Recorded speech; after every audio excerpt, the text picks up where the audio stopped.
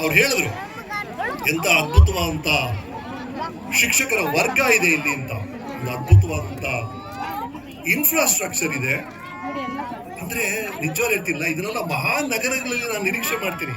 ಆದ್ರೆ ಈ ತರ ಒಂದು ಜಾಗದಲ್ಲಿ ಇಷ್ಟೊಂದು ಫೆಸಿಲಿಟೀಸ್ ನ ಕ್ರಿಯೇಟ್ ಮಾಡಿರೋದು ತಿಪ್ಪೇಸ್ವಾಮಿ ಅವರೇ, ನಿಜವಾಗ್ಲೂ ಅಭಿನಂದನೆಗಳು ಸರ್. ಅವ್ರ ಪಾರ್ಟಿಯು ಇಲ್ಲಿ ಬಂದಾಗ ನಾನು ನೋಡ್ತಿದ್ದಾಗ ಇಲ್ಲಿ ತುಂಬಾ ಜನ ತಾಯಂದಿರು ಕಾಣ್ತಾ ಇದ್ರಿ. ಮೊನ್ನೆ ವಾರಣಾಸಿಯಲ್ಲಿ ಶೂಟಿಂಗ್ ಮಾಡ್ತಿದ್ದೆ ನಾನು, ಡೈಜಿ ಅನ್ನೋ ಚಿತ್ರದ ಶೂಟಿಂಗ್. ಇದಕ್ಕೆ ಮುಂಚೆನೇ ಹೋಗಿದ್ದೀನಿ ನಾನು ವಾರಣಾಸಿಗೆ, ಭೈರಾದೇವಿಗೆ. ಅಲ್ಲಿ ಮಣಿಕರ್ಣಿಕಾ ಘಾಟ್ ಅಂತ ಇದೆ. ಮಣಿಕರ್ಣಿಕಾ ಘಾಟ್ ಅಲ್ಲಿ ಬೇರೆ ಬೇರೆ ದೇವಸ್ಥಾನಗಳಿದೆ. ಎಲ್ಲಾ ಗೋಪುರಗಳ ಮಧ್ಯೆ ಒಂದು ಗೋಪುರ ಇದೆ ರೀ. ಎಲ್ಲಾ ಗೋಪುರ ಸ್ಟ್ರೈಟ್ ಆಗಿರ್ಬೇಕಾದ್ರೆ ಒಂದು ಗೋಪುರ ಮಾತ್ರ ಹೀಗೆ ವಾಲಿದೆ ರೀ.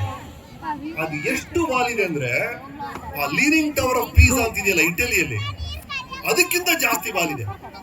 ಅದರ ಹಿಂದೆ ಒಂದು ಅದ್ಭುತವಾದ ಕತೆ ಹೇಳ್ತಾರೆ ಆ ಸ್ಥಳೀಯರು. ಅದೇನು ಅಂದ್ರೆ ಅಲ್ಲೊಬ್ಬ ರಾಜ ಇದ್ದ, ಮಾನ್ ಸಿಂಗ್ ಅಂತ.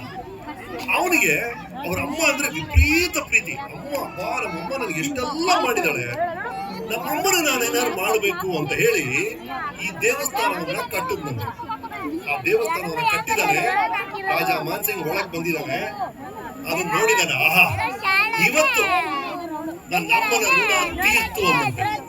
ಯಾವಾಗ ಆತರ ಹೇಳಿದ್ನೋ ಅಮ್ಮನ ಋಣ ತೀರ್ತು ಅಂದ ತಕ್ಷಣ ಆ ದೇವಸ್ಥಾನನೇ ವಾಲ್ ಬಿಡುತ್ತಂತೆ. ಆವಾಗ ಸೌಂಡ್ ಕೇಳ್ತಂತೆ, ಅಮ್ಮನ ಋಣ ಹೇಗೋ ತೀರಿಸ್ತೀಯಾ ಅಂತ. ಅದಿದೆಯಲ್ಲ, ತಾಯಿಯ ಋಣ ಅಂತಿದೆಯಲ್ಲ, ಅದನ್ನ ತೀರ್ಸಕ್ ಸಾಧ್ಯನೇ ಇಲ್ಲ. ಇಲ್ಲಿರುವಂತ ತಾಯಂದ್ರು ನಿಮ್ಮನ್ನೆಲ್ಲ ನೋಡಿದಾಗ ನೀವು ಮಾಡುವಂತ ತ್ಯಾಗ, ನಾವೆಲ್ಲ ಏನೋ ಅಲ್ಪ ಸ್ವಲ್ಪ ಮಾಡಿದೀವಿ ಅಂದ್ರೆ ಅದಕ್ಕೆ ಕಾರಣ ನಮ್ಮ ತಾಯಂದ್ರು. ಆ ಎಲ್ಲಾ ತಾಯಂದ್ರಿಗೂ, ಎಲ್ಲಾ ವಿದ್ಯಾರ್ಥಿಗಳ ಪರವಾಗಿ ನನ್ನ ನಮನಗಳು.